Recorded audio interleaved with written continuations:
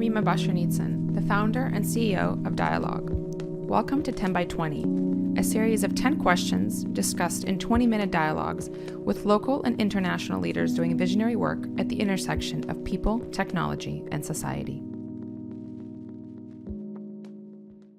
Welcome back to 10 by 20. I'm super excited to welcome today's guest, Maitri O'Brien. Maitri is the author of New Leaders of Change, a book where she profiles 50 leaders of the new generation, and in which Maitri draws upon her 25 years of international experience in Fortune 500 companies to share her unique approach to people-centered leadership. Welcome, Maitri. Hi, Rima. I'm so honored to be here with you today. I know, me too. It's exciting. I've never interviewed you before, but we've certainly spent a lot of time together talking about all of this stuff with, in terms of leadership and organizational change. But, we always start off these conversations with looking back and then we look forward. So tell me a little bit about how you grew up. And actually, I don't know this about you. I know very little, but so I'm super curious to go back to your early days and how did you grow up? Where did you grow up? How did it shape you? I talk a little bit about this in New Leaders of Change. However, I'll give you a short version of it. I was born in Turkey, in Istanbul, to refugee parents. My grandparents were refugees from Uzbekistan, and they traveled across Afghanistan, Pakistan, Iran, and ended up in Turkey as refugees. And one advantage of being in Turkey was that Turkish government actually gave them citizenship, which was like really, really valued thing for refugees. So my parents met there, got married. I was born in Istanbul, and then my parents immigrated to US when I was about 11 and a half. So my background really is all about disruption, change, resilience, adaptation, multicultural, multilingual. Like in my family, my grandparents spoke Uzbek, my parents spoke Uzbek, Farsi from Afghanistan and Pakistan, and Turkish. Then when we came to US, of course, in the American culture, I didn't learn to speak English till I was 12. So it was all about this like change and multilingual, multi-identities. And I think all that led me to the work that I have done in the last 25 years. Yeah. Well, it's like the resilience, the continuous sort of like ambiguity of moving around and being in different places with different people. I can relate, so, of course, to that as well. Being a different, like from a different place, but also from an immigrant family and all of that. And when you ended your PhD, is that where you went to work for HP? Or was there like a... Okay. Actually, there was a period where I did some diversity work. Oh, cool. Because, back in the 80s, that was really the top narrative and question, how do we increase diversity of whether it's women or different nationalities at the workplace. So I was approached by a consultant who actually delivered diversity trainings. And I did that for a while because I had written my dissertation around women and leadership. And one of the workshops we did was in Hewlett-Packard, and that's where the connection came. Oh, that's amazing. I had no idea. I feel like diversity in the 80s is different than what we think about diversity now. Definitely. Sure. But it's still early days for that work, for all of that work on belonging. Yeah, I studied women and leadership. However, my thesis was how do Asian American, Latin American, African American women, what's their journey to leadership? Yeah. That was my dissertation. Oh, wow. So that naturally led me into the diversity kind of camp, Absolutely. No, that makes sense. But that's also really early days of exploring that work from a corporate perspective. That was just not I still feel like we're early days in some ways of progress around in that space. But Definitely.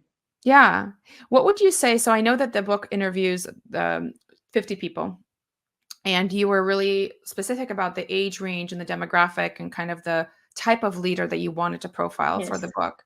Um, and this kind of goes along with my question of like, what, because I think about the book as your work, right? It's sort of the Right. culmination of all of the work that you've done over the past Exactly.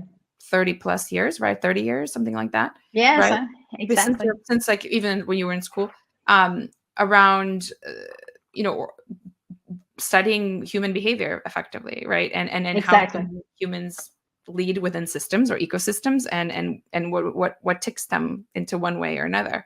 And so I'm curious through the, maybe even like if we look back a little bit to your, maybe the later days of your career before you started writing the book, and to the writing of your book, what would you say are some of the bigger questions that you're answering, and are hoping to answer through like this? Because I feel like it's a bit of an opus for you, right? Like it's a culmination, Hmm. and it could have more Right. chapters to it. This is not, I don't think this will be the only book that you write, but I am curious, Exactly. um, as you were thinking about formulating all of it, what are some of these big questions that you were like, okay, we must answer these three things, or this one thing with each interview, and when we actually synthesize all of the information, we want the reader to walk away with this.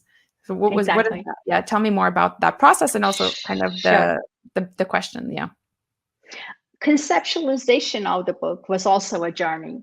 Mm-hmm. When COVID hit, when we were all kind of locked down, I found a lot of time in my hands. Mm-hmm. And I thought, wow, this is a good time to write a book, because that's always been at the back of my mind. And I put together some ideas about like my 25-year journey, leading change, transformation, coaching leaders Mm-hmm. globally. You know, I began to think about, what would be the story, the narrative I want to tell. Mm-hmm. I began putting some thoughts on paper. However, very soon I realized that I was not inspired, Mm. and I began to abandon the project and think about it more. Um, so I put that aside. I began reading a lot, and then I thought about, you know, the reason I'm not inspired is that, you know, where I come from, my uh, experiences, the organizations I worked in, my generation is really not the way that's going to take us forward. Mm-hmm. I began to think about especially my experiences in the last 5 years, where many of the corporations, organizations, leaders that I was working with really were struggling with, like, how do we succeed in this digital age? How do we implement digital transformation? How do we attract, retain new generation of leaders and employees? And we struggled with those questions. Mm-hmm. And however, many of the programs that I was involved in were not really successful. I think many of your I think community members now, many of these big transformation projects don't succeed, and Mm-hmm. I saw that over and over. Mm-hmm. So as I thought about why I was not inspired to write the book I wanted to write, I realized it's because a lot of the things that we have done in the past is obsolete. Mm-hmm. There's a whole new way of looking at change, transformation, leadership, organizations. And I did a little bit of research, and I realized, wow, there's a whole new generational leaders who are doing things differently. Mm-hmm. And then I began to get much more inspired, you know, Yeah. and I said, why don't I write this book from the perspective of the new generational leaders versus my generation? And then it just kind of like really took off. I put together the outline, and I was very excited, doing a lot of research. I got to partner with some amazing people from London Business School, Mhm. and it just kind of just began to take a life of its own. And my editors, publishers said, you know, you really need 25 new generation leaders to interview, and that's really good research. But I ended up interviewing 50 Mhm. people because I just got so many great leaders come to me, you know, or were referred to me. Mhm. And I just couldn't stop, and I just was so energized. Finally, my editor said, "Do you want to write this book, or do Yeah. you want to like interview people?" so so then I stopped and began to then work with the data. And the key questions were, well, I really didn't have specific questions, but my questions were, how do the new generational leaders conceptualize leadership? You know, how Uh-huh. do they uh, What does it mean to lead them? change? Yeah, Mhm. transformation. You know, what do they expect from Mhm. their leaders? Yeah. And so those were kind of the questions that I went into the interviews with. And I had set of questions, but many of our conversations were really organic, you know, just digging into their experiences versus sticking to a set of questions. And as you could imagine, you know, after 25 interviews, the patterns began to emerge. Yeah.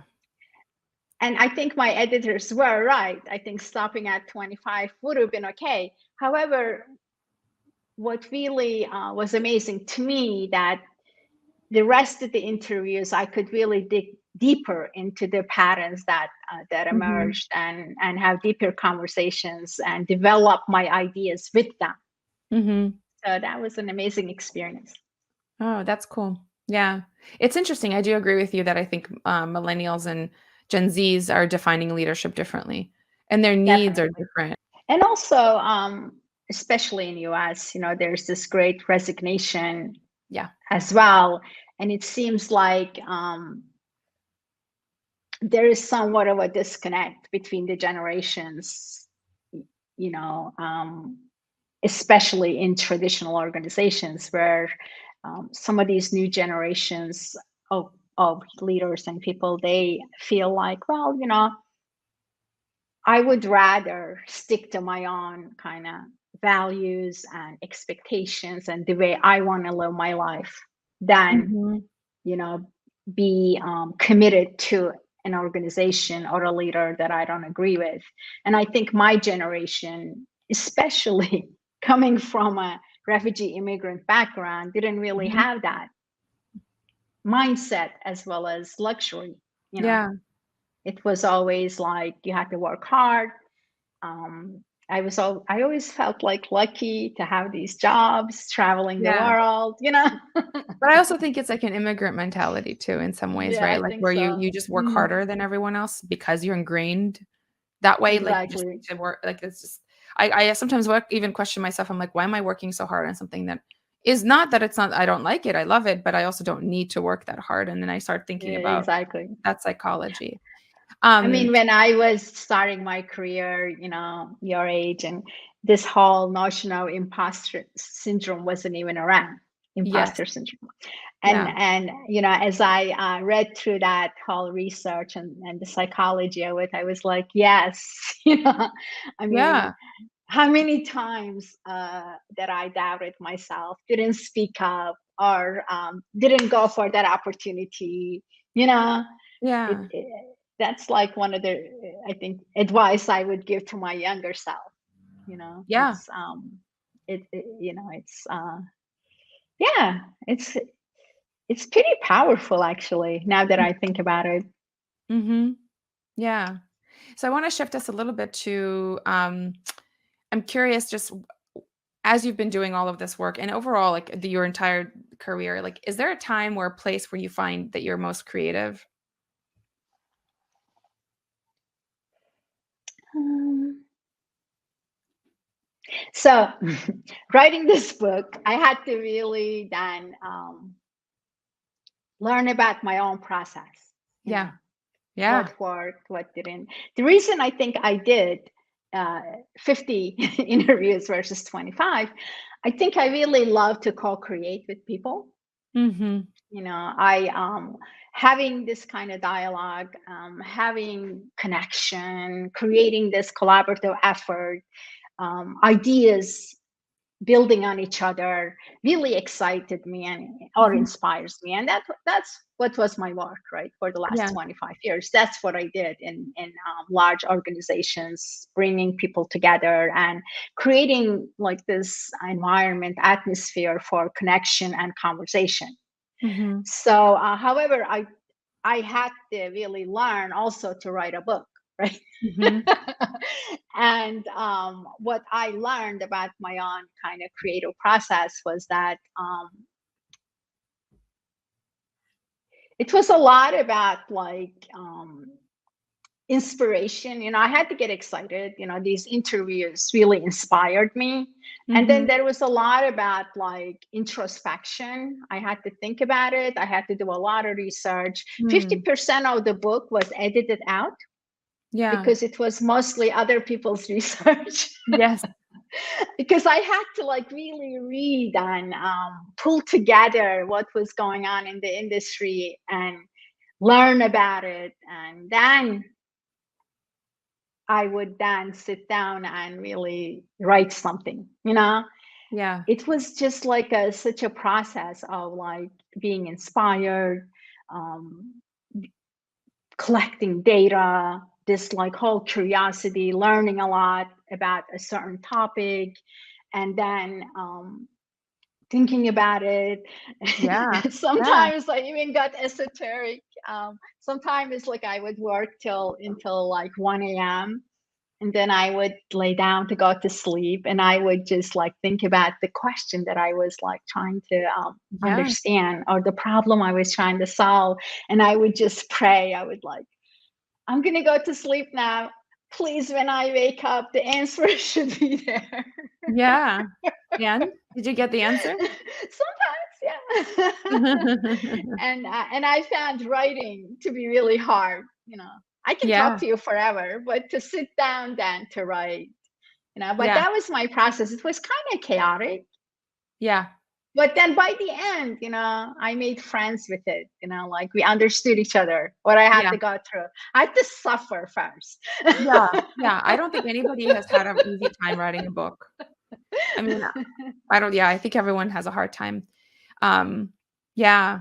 So are you ready for some rapid fire? Sure, yeah. Okay. So these are quick ones. When do you feel most connected to others? Well, like this, having a conversation about topic that I love and the other person is really interested in, and we have a great dialogue. It doesn't mean we agree on everything, Yeah. but it's just like we build on each other's ideas and have this kind of connection and Mhm. interaction. Yeah. Where and when are you happiest? Similar thing, but also recently, um, I learned that when I stop multitasking and really focus on spending time with my granddaughter, Yes. it's just magic. Yeah. It's super hard. I feel you. But it's that like being in that moment with her, I just become really like peaceful and happy and curious. But if I'm multitasking, it's just like frustrating. Absolutely. Yeah. Yeah. And they sense it too, you know? Oh yeah, definitely. Yeah. Definitely. Well, yeah, you know. Yeah, I do. Yeah. What intersection of disciplines are you currently most fascinated by? Recently, I'm really, really interested in neuroscience and how the brain works. Mm. I don't know if you dove into some of the research that's going on. All the things that I advocated for, you know, I worked in large corporations with leaders that were resistant or didn't get it. I continue to advocate and teach for these ideas of connection, collaboration, building the right environment, the safety, empathy, compassion. Now, actually, scientifically, that neuroscientists with the brain imaging are proving some of these concepts. Oh This yeah. whole idea of flow and team collaboration, how when teams are working at their optimal high performing level, their brain images have similar signals, for example, Yes. how the neuroplasticity of our brain, like, how we live, who we who we talk to, our relationships, our experiences are constantly impacting our brain, and our brain's changing all the time. So that just like think about change and transformation. Yeah. Yeah. It's like No, absolutely. wired into us. So I'm really excited about like this whole intersection of psychology, business, leadership, neuroscience. It's just, I would love to get a degree. I told my husband that. He was like, "Oh no, not another big Yeah. project." I know. No, I mean, we've been doing a lot of talking and reading and research around the intersection of healing and mental health and Yeah. and neuroscience and behavior change as part of the organizational, both the Yeah. organizational aspect of it, and then also in terms of like the health and technology sort of like Exactly. Oh yeah, opportunity in the you're healthcare space. really focused Yeah. on that industry. Yeah. Yeah, well, I mean, we're focused on we're actually agnostic to industries, but we have an event coming up on healing, aesthetics, healing, and mental health, where we're going Yeah. to talk a lot about neuroscience and neuroaesthetics and sort of the research behind the connection, which is exactly what you're saying is, and Yeah. this has been proven by leaders over and over again. I remember one of Yes. my mentors did an experiment in the in the 90s, maybe even early 2000s, where she took her team. And for 6 weeks before any time they had a team meeting and a brainstorming session for something that they were Yeah. working on, they would come and listen to the same music together, right? And that Good. vibration and frequency aligned with Exactly. them. And then their actual brainstorming was much more fruitful, and they felt a lot more Exactly. connected. So it's just interesting that we backed into this, and we weren't leading with this from the get go. It's Yeah. like Yeah. Yeah. we're Yeah. always as a society, I think have sometimes the wrong goals at hand, in mind of how we come together. It's not as strategic as we want. Okay, my last And question. Are you going to say something? no, I was just saying, like, also the technology, the advancement of technology Yeah. is really helping this whole science, this whole area of research, and really illuminating all these amazing things, Mm. about the brain and the collective brain, collective intelligence. It's just so exciting. Everything we've been talking about for the last 30 years now is like being tested and scientifically kind Yeah. of shown that it works. I'm very excited about that. Yeah, for sure. My last question is, what is your greatest regret? Oh, well, I touched on that earlier. It's like all those times that I doubted myself. Mm. Back then, we didn't say it was the imposter syndrome, but I always felt that, Mm. because I was the first generation of getting a high degree, working in a high tech corporation without a high tech degree, with a psychology degree, um, not an MBA, Yeah. not engineering, like on and on and on. Yeah. I would always be like, oh my God, I'm advising senior leaders. Is Yeah. this like, is this just luck, or is it me, or am I good? Yeah. Oh, I So, hear you. I understand that imposter syndrome for sure. so I think that early on in my career, I was more passive. I didn't go for opportunities. I just felt Mm. grateful that I have this job. Yeah. Yeah.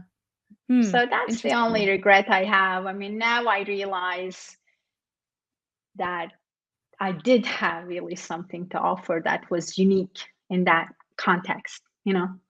And you and still that's do. that. Yeah. Even back then, yeah. Yeah. Awesome. Well, thank you so much. This is it's such a good so nice to spend time with you like Oh this. my God, yeah. Thanks for tuning in to Dialogue's 10 by 20 interview series, where we ask 10 questions in 20 minutes to profile international leaders working at the intersection of people, technology, and society. That's all for today's episode. Like and subscribe below to get notified for our upcoming interviews. Follow us on Instagram at dialogue_co.